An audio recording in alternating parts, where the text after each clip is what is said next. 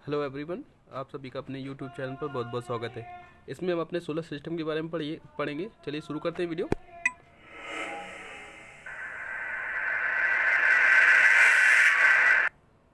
तो ये रहा हमारा सोलर सिस्टम। तो सबसे पहले हम जान लेते हैं सोलर सिस्टम किसे कहते हैं। तो सूर्य एवं उसके चारों ओर भ्रमण करने वाले ग्रह और उपग्रह, धूमकेतु, उल्काएं, क्षुद्र ग्रह संयुक्त रूप से सौरमंडल का निर्माण करते हैं। हमारे वर्तमान सौरमंडल में 8 ग्रह हैं। पहले 9 थे, जिसमें प्लूटो शामिल था, उसको अब प्लैनेट यानी ग्रह की श्रेणी से हटा दिया गया है। और सबसे पहले हम जान लेते हैं सूर्य के बारे में, जो कि हमारे सौरमंडल का जन्मदाता कहलाता है। सूर्य जो कि सौरमंडल का जन्मदाता एक तारा है, न कि एक प्लैनेट यानी ग्रह। ये एक स्टार है जो ऊर्जा और प्रकाश प्रदान करता है। सूर्य की ऊर्जा का स्रोत उसके केंद्र में हाइड्रोजन परमाणुओं का नाभिकीय संलयन द्वारा हीलियम परमाणु में बदलना है। सौर परिवार के द्रव्यमान का 99.8% सूर्य में ही निहित है। इसकी अत्यधिक गुरुत्वाकर्षण शक्ति के कारण अन्य ग्रह इसका चक्कर लगाते रहते हैं। सूर्य की संरचना यानी इसका स्ट्रक्चर देख लेते हैं। सूर्य का जो भाग हमें आंखों से दिखाई देता है उसे प्रकाश मंडल यानी फोटोस्फीयर कहते हैं। सूर्य का बाह्यतम भाग जो हमें सूर्य ग्रहण के समय दिखाई देता है उसे कोरोना कहते हैं। कभी कभी प्रकाश मंडल से परमाणुओं का एक तूफान इतने अधिक वेग से निकलता है कि सूर्य की आकर्षण शक्ति को पार कर यह अंतरिक्ष में चला जाता है। इसे सौर ज्वाला कहते हैं। बस इतना बहुत है, आगे देखिए और जान लेते हैं सूर्य के बारे में क्या है स्ट्रक्चर और इसका ये देख लेते हैं। फिजिकल डेटा, रोटेशन पीरियड इसका 25 दिन का है। ऑर्बिटल पीरियड इसका है 22 करोड़ 50 लाख साल का है। यानी ये सूर्य जो है वो हमारी आकाशगंगा का चक्कर लगाता है। फिजिकल डेटा देख लेते हैं इसका, यानी इसकी स्ट्रक्चर देखते हैं हम लोग। कोर, कन्वेक्शन जोन है, रेडियो एक्टिव जोन है। ये एक स्टार है, ना कि ये एक प्लैनेट, याद रखिएगा आप लोग। अगला ग्रह है मरकरी यानी बुध ग्रह। इसमें एक क्वेश्चन पेपर में वो पूछा जाता है कि सूर्य से बढ़ती हुई दूरी के अनुसार से ग्रहों का क्रम क्या होता है। तो याद रखिएगा, पहले आता है बुध, फिर शुक्र, फिर पृथ्वी, फिर मंगल, फिर बृहस्पति, फिर शनि, फिर अरुण, फिर वरुण। ये याद रखिएगा आप लोग। तो चलिए हम लोग पहले मरकरी यानी बुध ग्रह के बारे में और जान लेते हैं।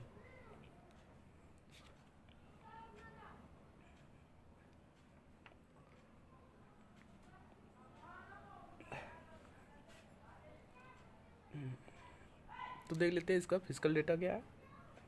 तो फिजिकल डेटा में इसका ये याद रखना, ऑर्बिटल पीरियड 88 दिन का है। स्ट्रक्चर देखिए इसका,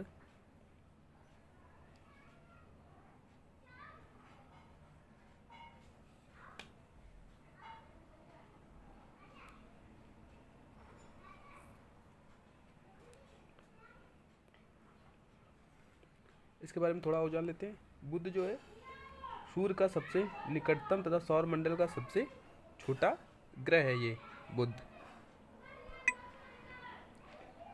ये 88 दिनों में सूर्य की परिक्रमा पूर्ण कर लेता है। सूर्य और पृथ्वी के बीच में होने के कारण बुध एवं शुक्र को आंतरिक ग्रह भी कहते हैं। तो ये आंतरिक ग्रह की श्रेणी में आता है।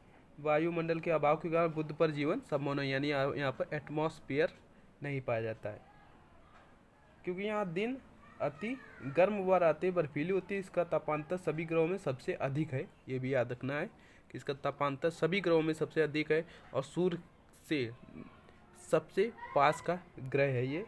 88 दिन में सूर्य की परिक्रमा पूरा कर लेता है ये, और ये आंतरिक ग्रह की श्रेणी में आता है। ये याद रखिएगा। अब ये बता देंगे आंतरिक ग्रह की श्रेणी में कौन कौन से ग्रह आते हैं। अगला है वीनस ग्रह यानी शुक्र ग्रह। इसके बारे में देख लेते हैं हम लोग। पहले फिजिकल डेटा देखिएगा आप लोग क्या क्या है। तो ऑर्बिटल पीरियड इसका 225 दिन का है और रोटेशन पीरियड इसका है 243 दिन का। और शुक्र के बारे में थोड़ा और जान लेते हैं। यह सूर्य से निकटवर्ती दूसरा ग्रह है तथा सूर्य की परिक्रमा करने में यह 225 दिनों में करता है।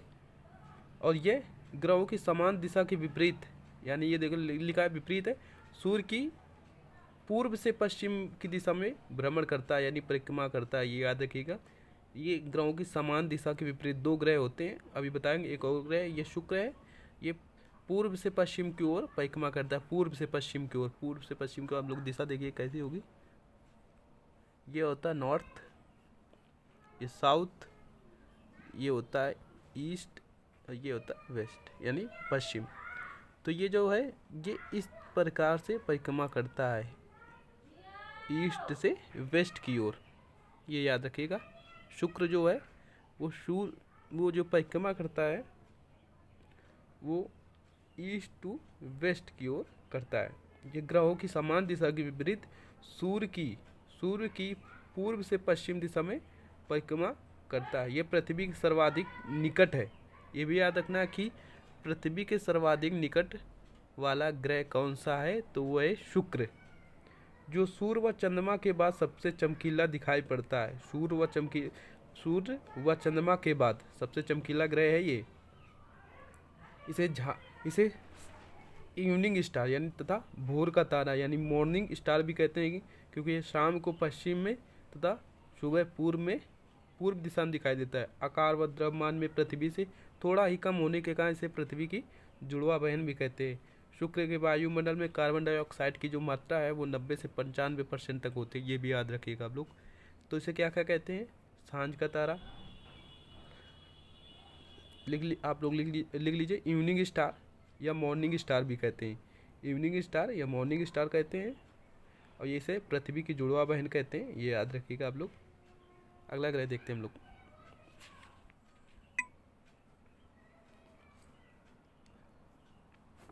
अगला ग्रह जो है वो है हमारी पृथ्वी। पहले कुछ क्वेश्चन है वो कर लेते हैं, इसके बाद हम लोग अर्थ के बारे में यानी अपनी पृथ्वी के बारे में पढ़ेंगे।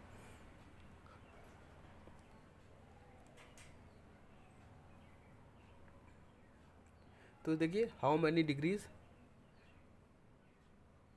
Celsius can the surface of the sun reach? About 16,000, about 6,000, about 60, about 600, यानी जो सूर्य की सतह का तापमान है वो कितना होता है, तो देख लेते हैं। 16 नहीं, 6,000 होता है।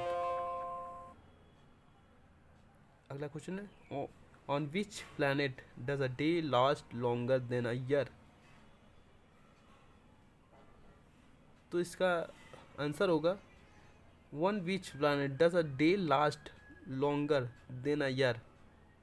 तो इसका आंसर होगा Venus. What is the surface of the sun called? यानी जो सूर्य की सतह है उसको हम लोग क्या कहते हैं? उसको फोटोस्फीयर कहते हैं, यानी प्रकाश मंडल। अगला प्रश्न है, which planet is close to the sun? यानी सन, ऐसा कौन सा ग्रह है जो सन के सबसे पास है? वो मरकरी। अगला प्रश्न है, in the whole solar system Venus is the hottest planet, biggest planet, coldest या स्मॉलेस्ट? तो जो वीनस है यानी शुक्र ग्रह है वो हमारे सौरमंडल का सबसे गर्म ग्रह है, ना कि बुध। मरकरी यानी बुध वो हमारे सौरमंडल का सबसे गर्म ग्रह नहीं है। तो सबसे जो गर्म ग्रह है उसका नाम है वीनस।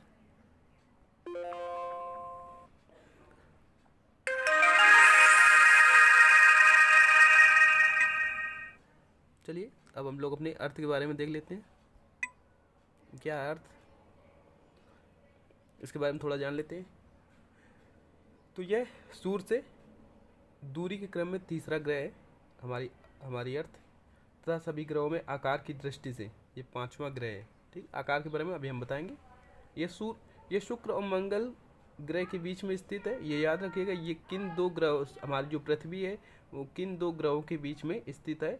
तो शुक्र और मंगल के बीच में, यानी वीनस और मार्स ग्रह के बीच में स्थित है। ये अपने अक्ष पर पश्चिम से पूर्व की ओर भ्रमण करती है, यानी देख लीजिए कैसे, अपने अक्ष पर। ये नॉर्थ है, साउथ है, ये ईस्ट है और ये वेस्ट है। तो ये भ्रमण कैसे करती है अपने अक्ष पर, ये इस प्रकार से घूमती है। देखिए इसका जो रोटेशन भी है इस प्रकार से दिखाया जा रही है, देखिए इस प्रकार से। ये देखिए दिशा देखिए, ये कौन सी है, ये वेस्ट है और ये ईस्ट है। तो किस हिसाब से मूव कर रही है, ये ऐसे मूव कर रही है, यानी वेस्ट टू ईस्ट की ओर मूव करती है, ये याद रखिएगा आप लोग। और ये अपने अक्ष पर देखिए कितनी डिग्री झुकी हुई, तो 23.5 डिग्री। इसका एक परिक्रमण काल लगभग है 365 दिन का होता है, देख लीजिए आप लोग। ये देखिए परिक्रमण काल, यानी ये सूर्य के चारों ओर जो घूम अपना एक चक्कर पूरा करने में 365 दिन का समय लेती है। और ये अपने अक्ष पर यानी अपने चारों ओर घूमने में एक दिन का समय लेती है। और ये इसकी सूर्य से औसतन दूरी 25 करोड़ किलोमीटर है। चारों ओर मध्यम तापमान, ऑक्सीजन और प्रचुर मात्रा में जल की उपस्थिति के कारण ये हमें आकाश से जो है नीला ग्रह प्रतीत होता है। तो इसके बारे में याद रखिएगा थोड़ा, ये इम्पोर्टेंट है, ये तो हमारी अर्थ है, इसके बारे में आप लोगों को पता ही होगा।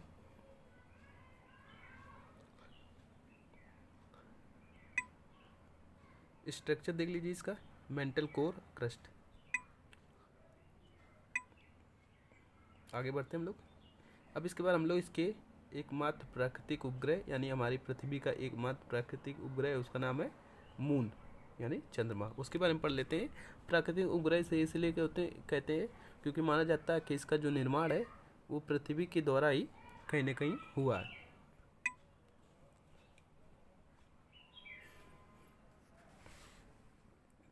चंद्रमा के बारे में हम लोग थोड़ा देखेंगे, ये क्या है।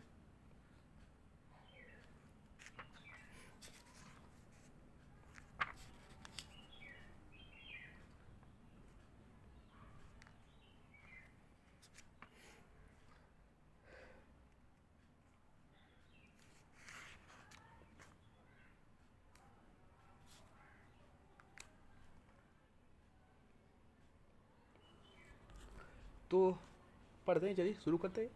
लिखा है ये जो चंद्रमा है वो क्या है, पृथ्वी का एकमात्र उपग्रह चंद्रमा है, ये याद रखिएगा। यह सौरमंडल का 5वां सबसे बड़ा उपग्रह है। चंद्रमा अपने दीर्घ वृत्ताकार और झुकाव युक्त कक्षा के सारे पृथ्वी की परिक्रमा करता है। चंद्रमा जो है इसका फिजिकल डेटा देखिए, ये दोनों, इसका रोटेशन पीरियड और ऑर्बिटल दोनों पीरियड इक्वल है, यानी सेम डे में ये अपना चक्कर ये अपने चारों ओर और पृथ्वी के चारों ओर परिक्रमा करने में सेम पीरियड लेता है। तो इसी कारण जो चंद्रमा का समय है वो केवल 50% भाग ही यहाँ से दिखाई देता है, ये याद रखिएगा। लिखा है, हम पढ़ देते हैं। चंद्रमा पृथ्वी के परिक्रमा लगभग 27 पृथ्वी दिवसों में करता है तथा वह इतने समय में अपने अक्ष पर भी घूर्णन करता है। चंद्रमा का अपने अक्ष पर घूर्णन उसके द्वारा की जाने वाली पृथ्वी की परिक्रमा के समान है। इसका परिणाम क्या होता है, पृथ्वी की सतह से एक समय में उसका 59% भाग ही दिखाई देता है। चंद्रमा पर क्या वायुमंडल का अभाव है होने के कारण एक दो वायुमंडल का अभाव होने के कारण कोई व्यक्ति एक दूसरे से वार्तालाप यानी बातें नहीं कर सकता है। तो याद रखिएगा ये एकमात्र प्राकृतिक उपग्रह है हमारी पृथ्वी का। उसके रोटेशन पीरियड और ऑर्बिटल पीरियड को याद रखिएगा आप लोग, दोनों सेम देखे हैं। स्ट्रक्चर देख लीजिए इसका, मेंडल कोर और क्रस्ट है। आगे देख लेते हैं हम लोग। इसके बाद हमारा जो अगला ग्रह है उसका नाम है मार्स।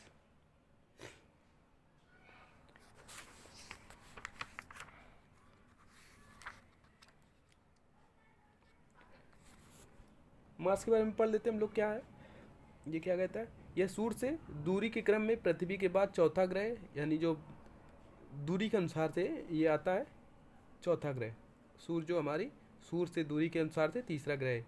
यह सूर्य के परिक्रमा 687 दिनों में पूरी करता है। देखते हैं हम लोग इसका फिजिकल डेटा क्या है, देखिए है ऑर्बिटल पीरियड 687 दिन का, यानी सूर्य के चारों ओर अपना एक चक्कर पूरा करने में 687 दिन, और इसका रोटेशन पीरियड 1 दिन का है। रोटेशन पीरियड यानी ये पृथ्वी के समान ही है सूर्य के चारों ओर परिक्रमा करने में।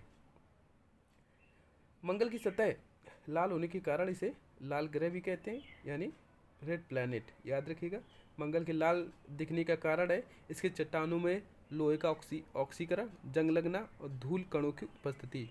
इस ग्रह पर वायुमंडल अत्यधिक विरल है, यानी इसमें जो वो वायुमंडल पाया जाता है वो बहुत ही विरल माध्यम में पाया जाता है। इसकी घूर्णन गति पृथ्वी की घूर्णन गति के समान है। देखिए 1 डे यानी रोटेशन पीरियड है जो है वो पृथ्वी के रोटेशन पीरियड के समान है, यानी एक दिन का है। फोबोस और डिमोस मंगल के 2 उपग्रह हैं, ये याद रखिएगा। डिमोस जो है वो सौरमंडल का सबसे छोटा उपग्रह है। डिमोस डी वाला है। डिमोस जो है वो सौरमंडल का सबसे छोटा उपग्रह है। इस ग्रह का जो सबसे ऊंचा पर्वत है निक्स ओलंपिया है, जो माउंट एवरेस्ट है। हमारी पृथ्वी में जो माउंट एवरेस्ट है उससे 3 गुना ऊंचा है। तो बस इसके बारे में इतना डेटा याद रखनी है। आगे बढ़ते हैं, थोड़ा इसका स्ट्रक्चर देख लीजिए आप लोग। मेंटल कोर और क्रस्ट।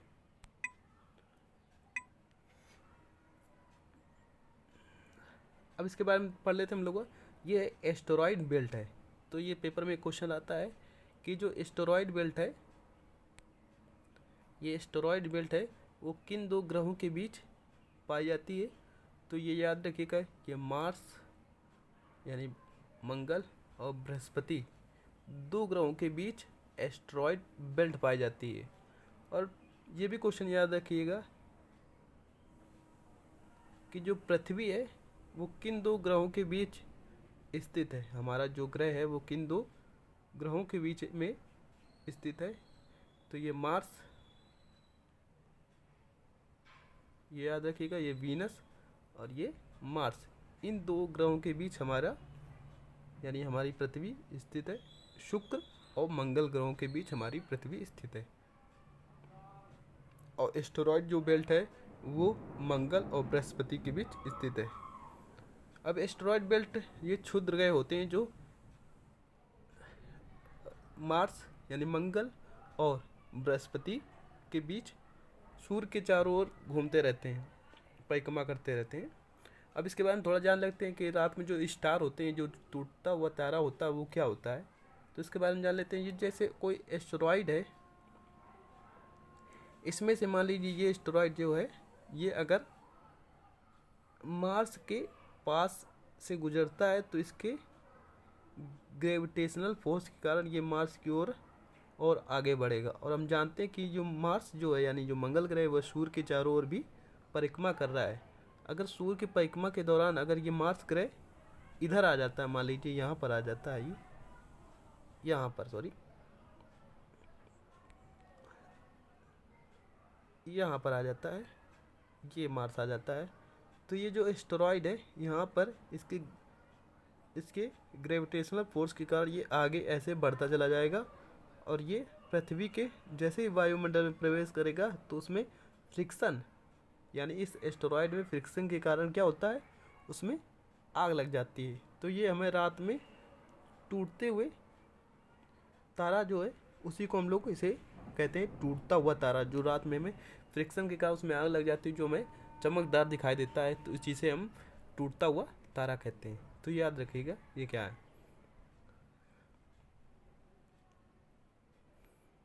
तो एस्टेरॉयड बेल्ट के बारे में थोड़ा देख लेते हैं क्या है। ये देखिए एस्टेरॉयड बेल्ट कैसी है, ये बड़े बड़े एस्टेरॉयड हैं, ये देखिए। तो ये याद रखिएगा कि एस्टेरॉयड बेल्ट है किन 2 ग्रहों के बीच पाई जाती है। ये पेपर में क्वेश्चन पूछा जाता है। तो ये मंगल और बृहस्पति ग्रहों के बीच पाई जाती है।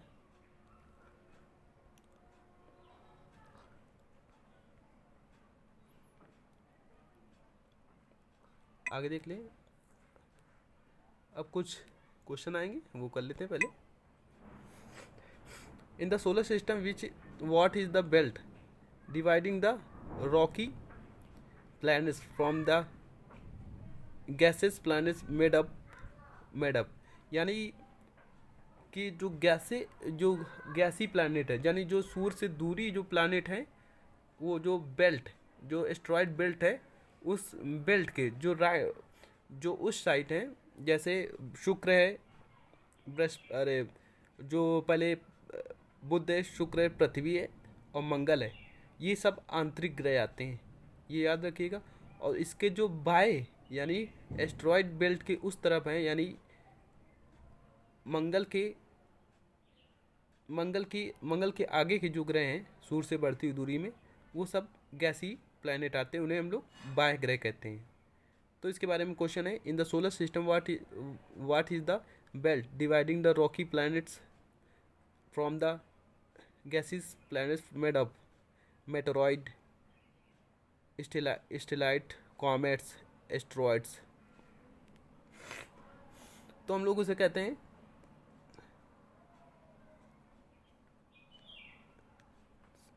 मेटेरॉइड्स। सॉरी, रॉन्ग हो गया, चलिए कोई बात नहीं। Which of the following planets does not lie with in the asteroid belt. तो इसमें जुपिटर है, मरकरी है, मार्स है, अर्थ है। ये सब देखिए अर्थ जो है वो अरे एस्ट्रॉइड बेल्ट के अंदर ही आता, मार्स भी आता, मरकरी भी आता, जो नहीं आता वो है Jupiter. The earth surface is also called its, यानी जो धरती की जो सतह है उसे क्या कहते हैं, उसे क्रस्ट कहते हैं, मेंटल कहते हैं, स्किन कहते हैं, या फिर कोर कहते हैं, तो आएगा क्रस्ट। अगला जो क्वेश्चन है, what is the highest mountain in the solar system called. तो उसे क्या कहते हैं, ओलंपियस माउंट्स कहते हैं हम लोग। तो ये जो है ये मार्स यानी मंगल ग्रह का सबसे ऊंचा, और हमारे माउंट एवरेस्ट यानी पृथ्वी के माउंट एवरेस्ट से 3 गुना सबसे ऊंचा पर्वत शिखर है। It's appears has cost Mars to be also known as. तो मार्स को हम किस ग्रह के किस को और क्या कहते हैं, इसे हम लोग कहते हैं रेड प्लैनेट, यानी इसमें ये जो है ग्रह जो है लाल कलर का दिखाई देता है, इसलिए हम लोग इसे रेड प्लैनेट यानी लाल ग्रह की संज्ञा देते हैं। माफ कीजिएगा, हमारा एक क्वेश्चन गलत हुआ, कोई बात नहीं। अब हम लोग जुपिटर के बारे में यानी बृहस्पति ग्रह के बारे में देख लेते हैं।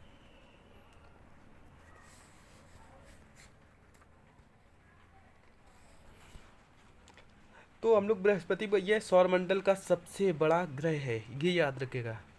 ये सौरमंडल का सबसे बड़ा ग्रह है जो सूर्य की परिक्रमा 11.9 वर्ष में करता है। ये सौरमंडल में इसके 79 उपग्रह हैं, जिनमें गैनीमीड सबसे बड़ा है। ये सौरमंडल का सबसे बड़ा उपग्रह है, ये याद रखिएगा। गैनीमीड जो है वो सौरमंडल का सबसे बड़ा उपग्रह है, और डीमोस जो है वो जो मंगल का उपग्रह है वो सबसे छोटा उपग्रह है। ठीक है, गैनीमीड सबसे बड़ा उपग्रह जुपिटर का है, और डीमोस जो है वो सबसे छोटा उपग्रह है, वो किसका है, वो मार्स का है। बृहस्पति के 4 सबसे बड़े उपग्रहों गैनीमेड, आयो, यूरोपा और कैलिस्टो को इटालियन खगोल शास्त्री गैलीलियो गैलीली, जिन्होंने वर्ष 1610 में पहली बार इन ग्रहों को देखा था, के नाम पर गैलीलियन उपग्रह इन सबको कहा जाता है। और बस इसके बारे में इतना याद रखिएगा। और ये गैसी ग्रह के अंतर्गत आता है जुपिटर, ये सौरमंडल का सबसे बड़ा ग्रह है। और गैनीमीड सबसे बड़ा उपग्रह है, और ये उपग्रह है जुपिटर का, ये याद रखिए। इसका फिजिकल डेटा हम लोग देख लेते हैं। रोटेशन पीरियड इसका 10 घंटे का है, और ऑर्बिटल पीरियड इसका 12 वर्ष का है, यानी सूर्य के चारों ओर समय लगाने में ये 12 वर्ष का समय लेता है, यानी 11.9 वर्ष में वही लगभग में। और रोटेशन पीरियड इसका 10 घंटे का है, ये याद रखिएगा आप लोग, 10 घंटे का है। और पृथ्वी और जो शुक्र और उसका मंगल का है, उसका जो है एक दिन का है, और जो जुपिटर का है वो केवल 10 घंटे का है।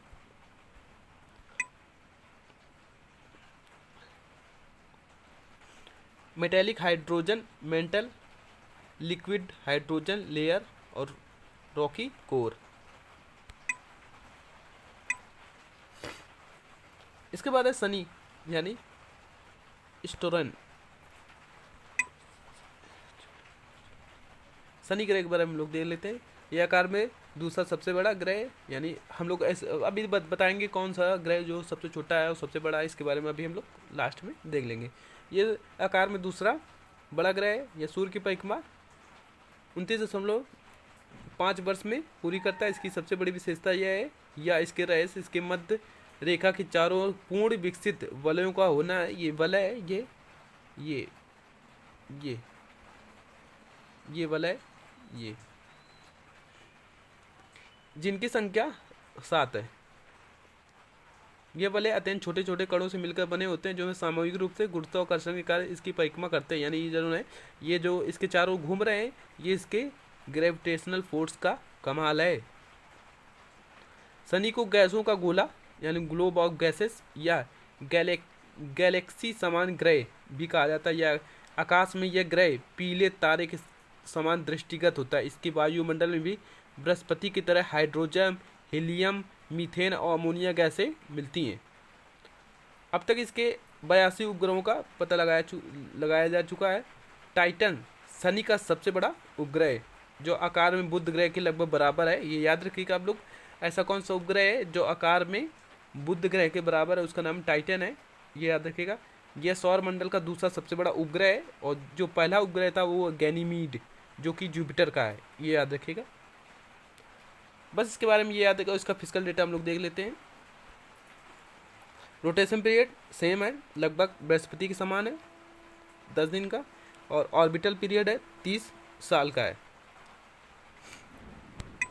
स्ट्रक्चर देख लीजिए इसका, लिक्विड हाइड्रोजन, मेटेलिक हाइड्रोजन, और इसका जो कोर है वो रॉकी है, आइस है और मोलिक्यूलर हाइड्रोजन।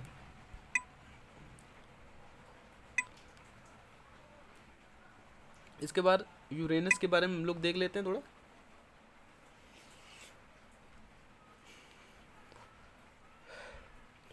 इसकी खोज जो है, इसकी खोज हुई थी 1781 में। सर विलियम हर सेल द्वारा की गई थी। ये सौरमंडल का 7वां और तथा आकार में तृतीय ग्रह है। हम लोग देखेंगे इसके बाद आकार में क्या उनसे आएंगे।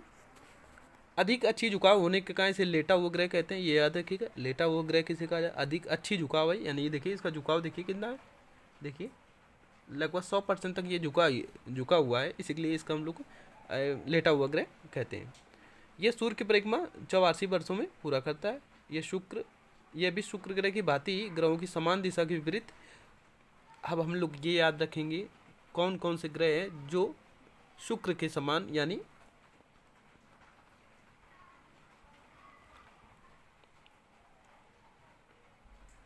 देख लेते हैं हम लोग। नॉर्थ, साउथ, ईस्ट और ये वेस्ट। तो ये सूर्य की परिक्रमा कैसे पूर्ण लगाता है? तो सूर्य की ये शुक्र ग्रह की भांति ग्रहों की समान दिशा के विपरीत पूर्व से पश्चिम की दिशा, यानी इस तरीके से, यानी वेस्ट टू ईस्ट, ये याद रखिएगा। ये इस प्रकार से सूर्य की परिक्रमा करता है। और कौन से 2 ग्रह हैं? तो एक है शुक्र और एक है अरुण। अब याद करने का तरीका देख लीजिए, इसको याद कैसे करें हम लोग। देखिए बुध के बाद पहला कौन सा ग्रह आता है? बुध के बाद कौन सा ग्रह आता है? वो आता है शुक्र। और लास्ट में भी ऐसा है कि वरुण से पहला कौन सा है? अरुण है, यानी यूरेनस। तो बस याद रखना है कि बुध के बाद वाला और वरुण के लास्ट से एक पहले वाला, लास्ट ग्रह के एक पहले वाला और पहले ग्रह के एक बाद वाला जो है वो ईस्ट टू वेस्ट सूर्य की परिक्रमा पूरी करते हैं। बस simple.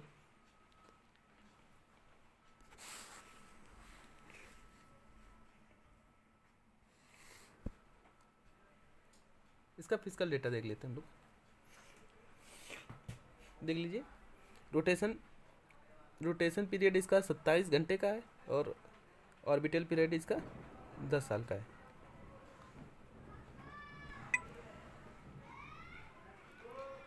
Atmosphere, mental, outer atmosphere और रॉकी कोर।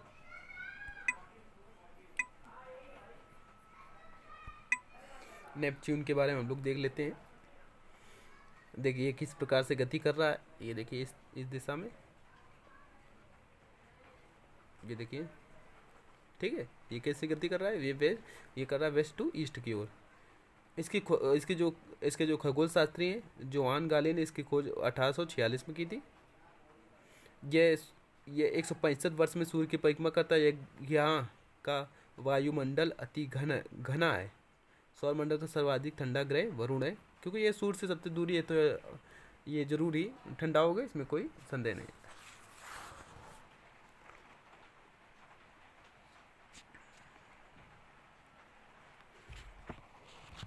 बस इसके बारे में इतना ही जान लेते हैं, बस ज़्यादा इसके बारे में जानने की कोई जरूरत नहीं है।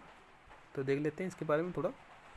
फिजिकल डेटा, रोटेशन पीरियड 16 घंटे का है और ऑर्बिटल पीरियड इसका 165 वर्ष का है, यानी सूर्य की जो परिक्रमा करने में सबसे अधिक समय इस ग्रह को ही लगता है, 165 वर्ष। यानी जितना हम लोग सूर्य से दूर बढ़ते जाएंगे, उसका रोटेशन यानी ऑर्बिटल पीरियड यानी सूर्य के चारों ओर घूमने का समय बढ़ता जाएगा, जैसे जैसे हम लोग सूर्य से बढ़ती दूरी में जाएंगे। और अब थोड़ा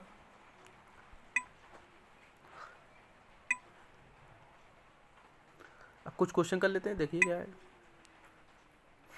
इन the whole solar system Jupiter is the biggest planet. कौन सा है सबसे बड़ा जो ग्रह है, सबसे बड़ा ग्रह जो है वो है जुपिटर ही है, biggest planet.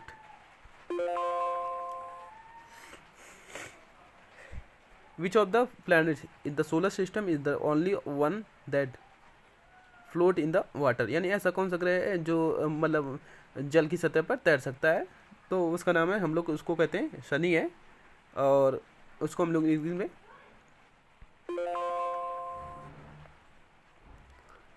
In the whole solar system Uranus is the, ये जो वरुण ग्रह है वो क्या है, biggest planet, smallest planet, hottest planet, coldest planet. वरुण कोल्डेस्ट प्लैनेट, हॉटेस्ट तो हो नहीं सकता है, बिगेस्ट भी नहीं हो सकता है, स्मॉलेस्ट भी नहीं हो सकता। देखिए, क्योंकि बिगेस्ट जो है प्लैनेट है वो है बृहस्पति, और हॉटेस्ट में जो आएगा सबसे जो गर्म ग्रह है उसका नाम शुक्र है, और स्मॉल में जो है वो बुध है। तो एक ऑप्शन बचता है, वो है ऑप्शन नंबर ए, यानी coldest planet. One which planet in the solar system does a day last less than the other. तो इसका आंसर आएगा हमारे हिसाब से जुपिटर। 10 घंटे का समय लगता है इसका, because of the their smaller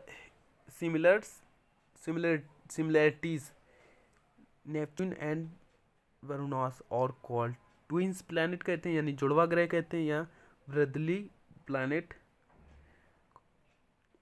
यानी या फ्रेंडली प्लैनेट कहते हैं इन्हें। ट्विंस प्लैनेट तो नहीं कहते होंगे इसको, जहाँ तक इसके बारे में।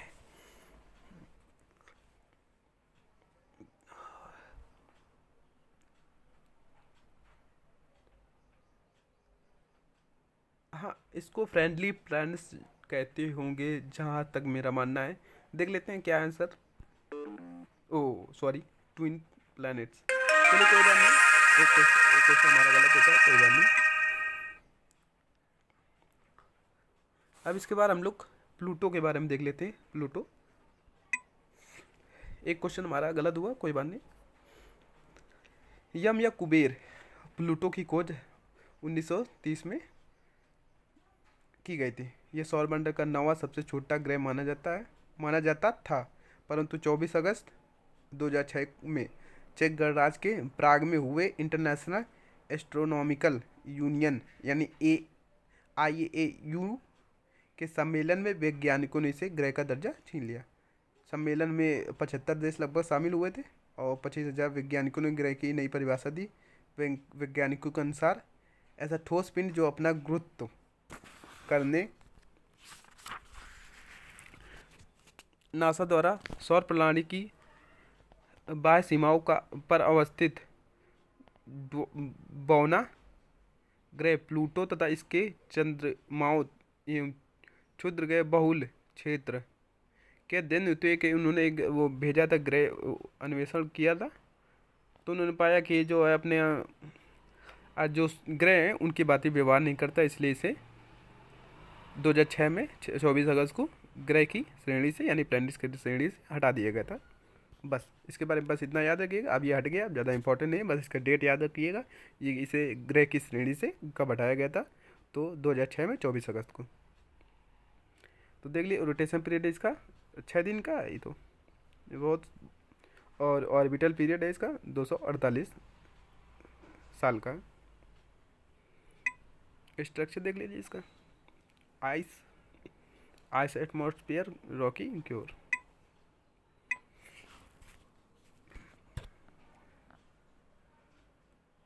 इसके बाद कॉमेट देख लीजिए, कॉमेट क्या है।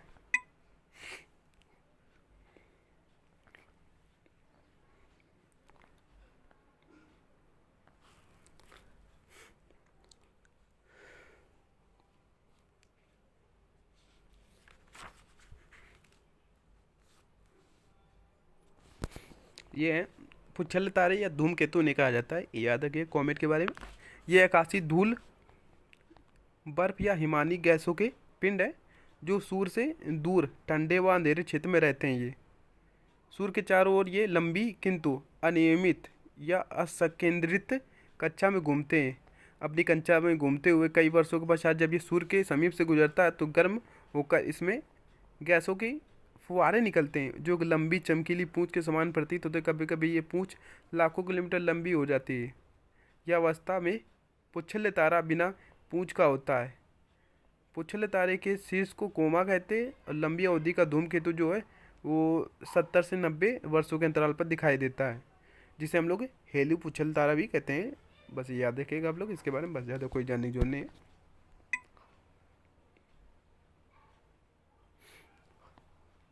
देखिए इसका स्ट्रक्चर दिखाई दे रहा है, आइस, सिलिकेट एंड ग्रेफाइट। और ये पता नहीं ये क्या है।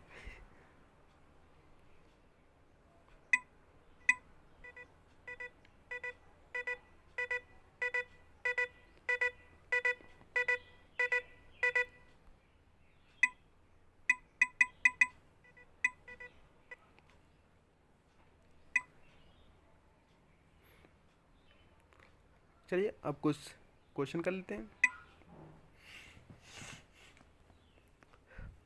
How long does a year last in mercury. Mercury जो होता है वो कितना होता है।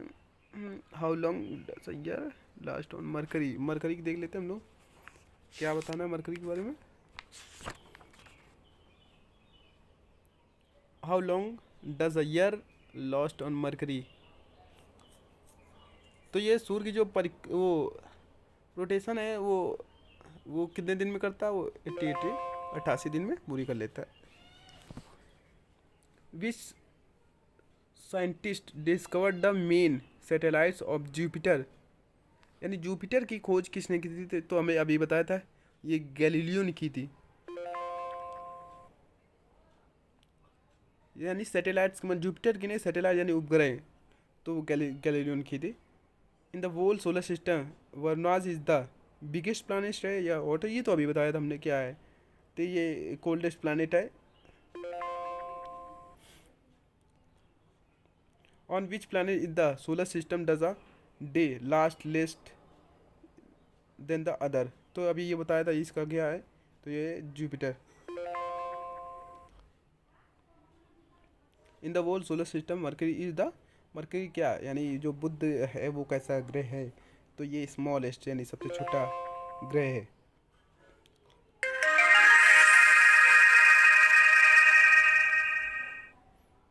तो चलिए मिलते हैं अगले वीडियो में।